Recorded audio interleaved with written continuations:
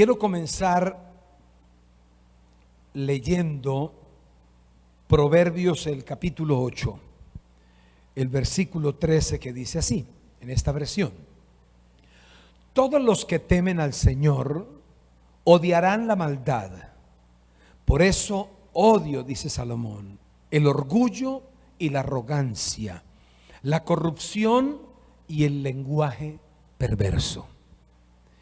¿Qué lista más particular de las cosas que Salomón llegó a odiar?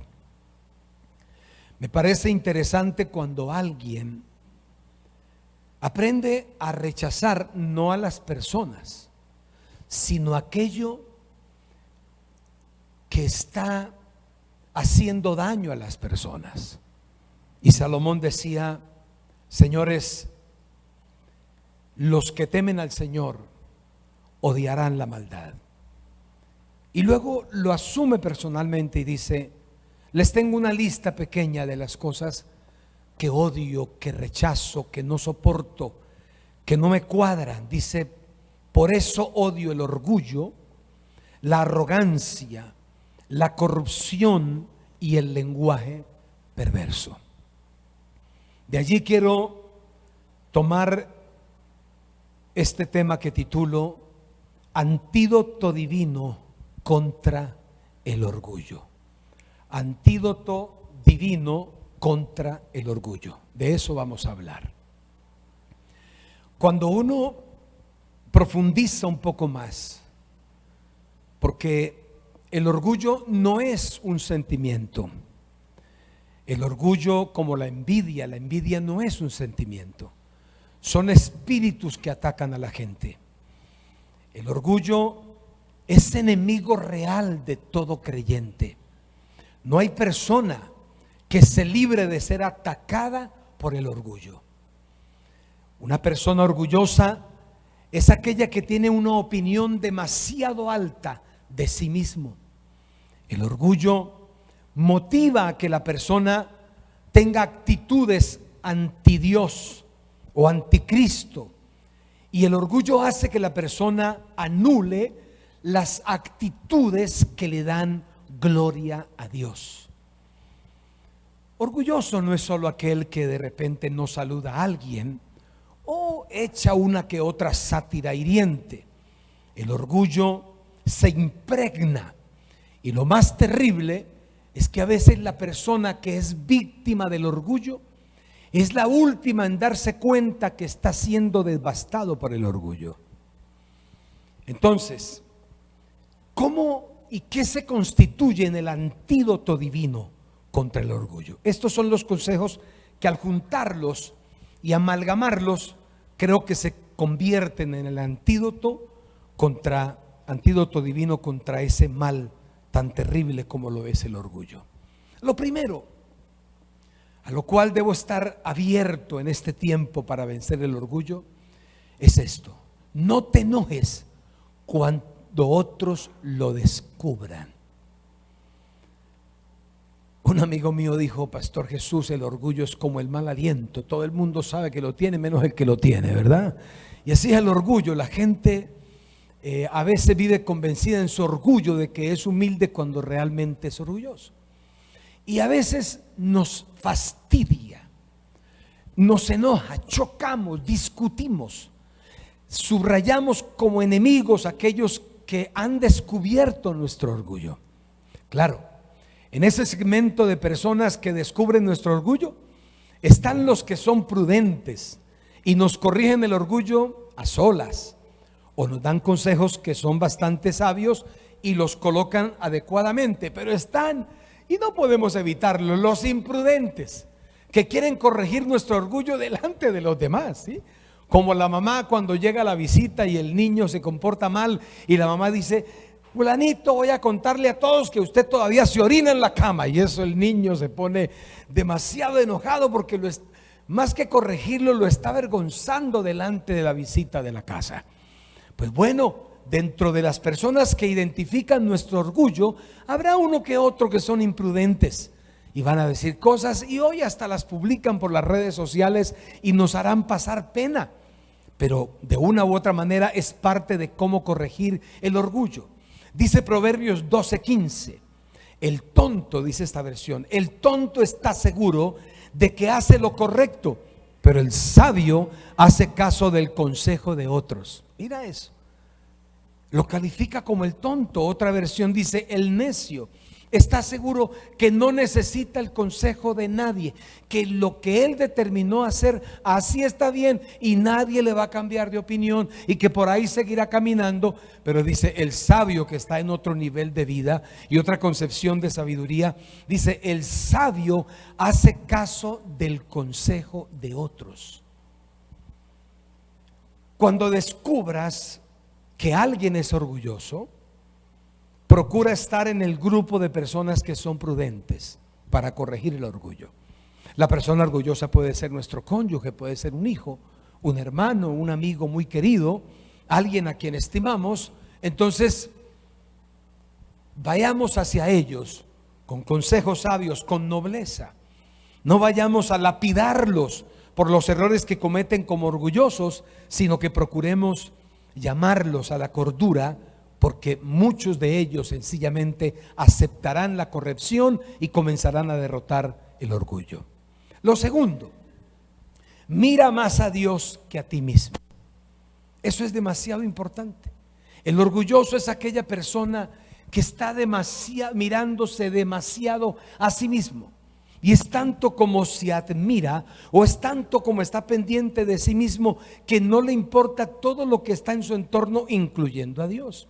Pablo dice en Romanos 8:7, los que no controlan sus malos deseos solo piensan en hacer lo malo. Son enemigos de Dios porque no quieren ni pueden obedecer la ley de Dios. La ley de Dios, o la palabra del Señor, ya introducido Jesús en el tiempo de la gracia para hacernos salvos por eso, por gracia y no por obras, nos permite entender que la ley o la palabra viene para corregir nuestras conductas, entre ellas aquella desagradable como es el orgullo. Vamos a mirar más a Dios y menos a nosotros. Pablo dijo que había puesto su mirada en Cristo. Pongan su mirada en Cristo. Pablo decía, si alguno está en Cristo, nueva criatura es. No estar en nuestra propia opinión, sino en el concepto formador de la verdad de Cristo, nos hará muy bien. Y lo tercero, tenemos un llamado a aumentar la oración. Aumentar la oración. Miren cómo dice Santiago en su capítulo 4, el versículo 7. Dice, por eso obedezcan a Dios, háganle frente al diablo y él huirá de ustedes. Lo que ocurre es que nos pasamos esperando que se aparezca un personaje con cachos y con cola para ver cómo lo resistimos o cómo lo empujamos. Pero resulta que cuando Santiago dice, en esta versión dice háganle frente, otra versión dice resistan, una de las maneras muy discretas de cómo se presenta el enemigo para hacernos daño es a través del orgullo. Y dice el apóstol Santiago, resístanlo. ¿Y cómo es la mejor manera de resistir todos los ataques del enemigo? A través de la oración. En estos días escuché a uno de mis grandes amigos, un mentor. Él ha fundado iglesias en muchas partes del mundo, en todos los continentes de la tierra. Admiro su trabajo y cada vez que puedo escucharlo lo escucho, y cuando puedo honrarlo lo honro.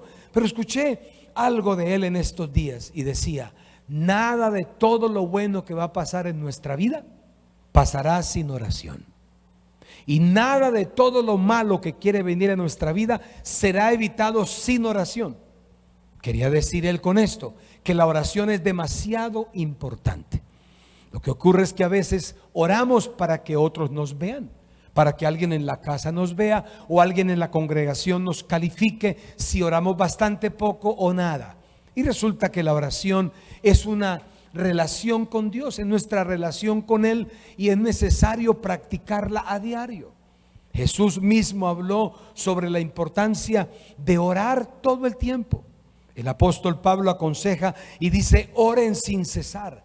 La oración es recomendada para toda persona que en la vida quiere hacer las cosas bien, no perfectas, pero sí cada día mejor, que va evolucionando como la luz de la aurora, que cada día su rol de padre, de esposo, de esposa, de empresario, de líder, de pastor, se va viendo mucho más contundente, porque hay algo que hace en privado.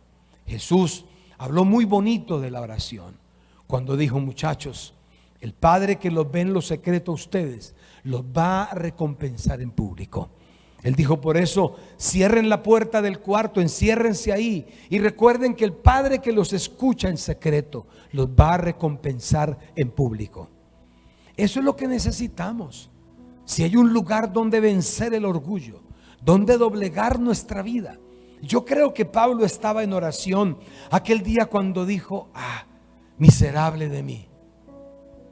No le estaba contando a otro, estaba reflexionando él, y creo que fue un momento de comunión con Dios. Decía: miserable de mí, que lo que no quiero hacer, eso hago.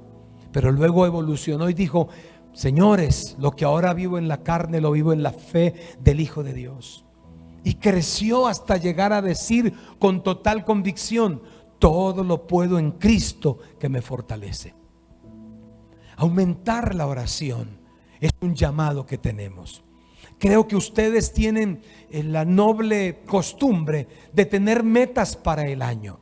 Bueno, dentro de las metas saludables para este año 2025, una de ellas debería ser esa: voy a mantener un estándar de oración, pero voy a rodearme de personas que aman la oración y voy a procurar aumentar mi tiempo de oración, mi costumbre, mi hábito de orar, de hablar con Dios, que es demasiado importante para vencer o para tomar como gran antídoto divino contra el orgullo.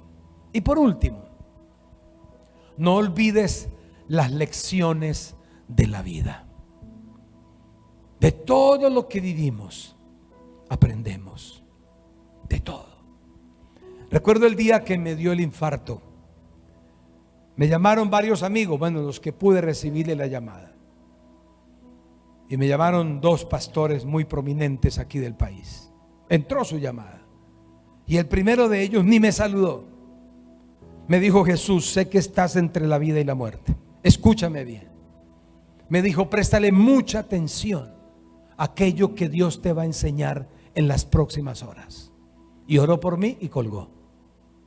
La siguiente llamada, otro: Pastor Jesús, me acaban de comunicar que estás en una urgencia, déjame orar por ti. Oró por mí. Señor, ¿qué quieres enseñarle a Jesús Díaz en medio de esto que está viviendo tan difícil? Y los dos coincidieron. ¿Cómo olvidar esas lecciones de vida? Hay lecciones de vida que nosotros hemos experimentado en contextos familiares. Aprendamos de ellas. Hay personas que viven lecciones de vida y quedan amargados producto de esa lección y no aprenden. La amargura no es un gran maestro. La amargura es un agente destructor de la vida de la persona que acaba de vivir una experiencia que quizás no puede describir o entender por qué, pero cuando hay sabiduría y el orgullo se ha ido, uno puede aprender aún de las cosas más difíciles de la vida. Acompañamos en un sepelio en estos días y cada vez que pude compartir en el sepelio siempre vi a una jovencita. Al final, cuando ya salíamos del cementerio, ella quedó sola allí. Me le acerqué y le dije: ¿cómo estás? Bueno, ¿por qué no te fuiste con ellos? Dijo: no, es que ese que vaya le cargo la mala. Y al final terminamos hablando de la persona que había sido asesinada.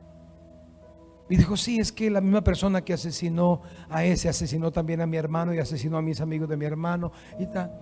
Y yo le dije: mira, ¿y tú has pensado en darle lugar a Dios? No, no me interesa nada de Dios. Yo fui a una iglesia y allá me decepcionaron y no, Señor, mejor cambiamos de tema, y se comenzó a retirar. Le dije: ok. Vivió lecciones muy fuertes, pero no tomó la mejor enseñanza de ellas.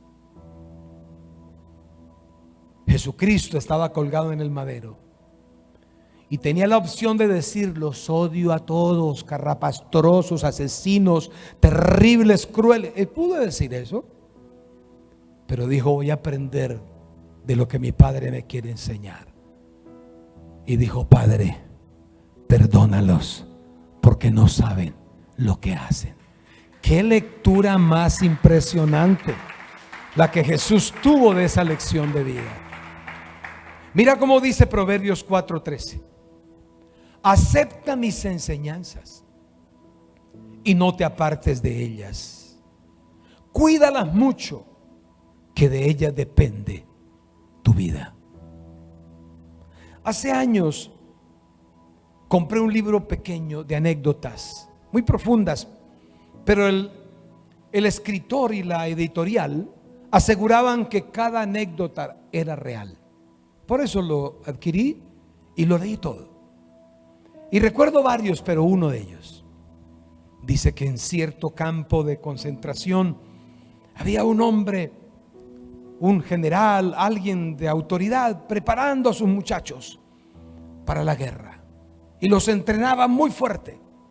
Pero en un tiempo de calor, dice que uno de los obstáculos finales de la preparación era pasar colgados de un lazo todo un pozo que había ahí. Lo habían preparado para eso, y entonces él se dio cuenta que la mayoría de soldados, así los castigaran, se dejaban caer en el pozo, porque tenían mucho calor y al caerse se refrescaban, y además estaban muy cansados. Y él dijo: ya sé. Y fue y se trajo 4 cocodrilos. Habló con el señor de los cocodrilos y los formó a todos, y delante de ellos bajaron del camión los cocodrilos y los metieron allá al pozo ese. Y les dijo: bueno, muchachos, hoy el entrenamiento será diferente. Miren, ni uno solo se dejó caer allá al final. Todos pasaron al otro lado. Hay enseñanzas. Yo no sé cuándo Dios tiene que poner los cocodrilos. ¿Por qué los pone? ¿Porque Él quiere que nos traguen los cocodrilos? No, porque Él sabe que dentro nuestro todavía tenemos más para dar. Él puso a David ante Goliat porque sabía que había dentro de David.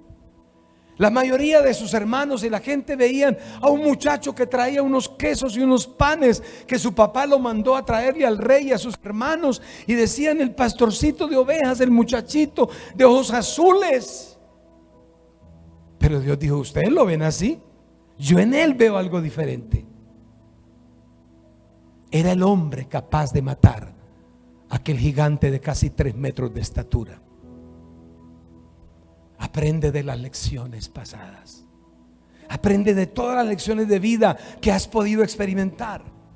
Y jamás olvides que el orgullo es tu enemigo implacable, que todos los días lucharás contra él. Sabrás que has bebido de ese antídoto contra el orgullo cuando aprendes a pedir perdón. Yo quedé de una sola pieza el día que hice la lista, porque escuché a mi pastor que decía, enseñó de Mateo, y decía: hay que amar a los enemigos. ¿Y cómo se come eso? Y él decía: listo, no salgan corriendo a hacerlo, hagan lo siguiente: enciérrense, oren a Dios y díganle: Señor, tengo estos y estos enemigos, quiero perdonarlos, y hagan una lista. Y yo me encerré, yo hice la lista, eran 4, los recuerdo muy bien. Y comencé a decirle: Señor, ¿y yo qué le digo a este? ¿Y qué le digo a este? ¿Y qué le digo a aquel? Pero me sorprendí cuando uno a uno fui llamándolos. Había uno que trabajaba al frente, era cinturón negro. Yo era medio rosado cinturón, no sabía mucho de eso. Y entonces yo sabía que él pegaba duro. Y un día lo llamé y él se vino, pensó que yo le iba a buscar problemas. Le dije: no, tranquilos, saqué el pañuelito blanco, estoy en paz.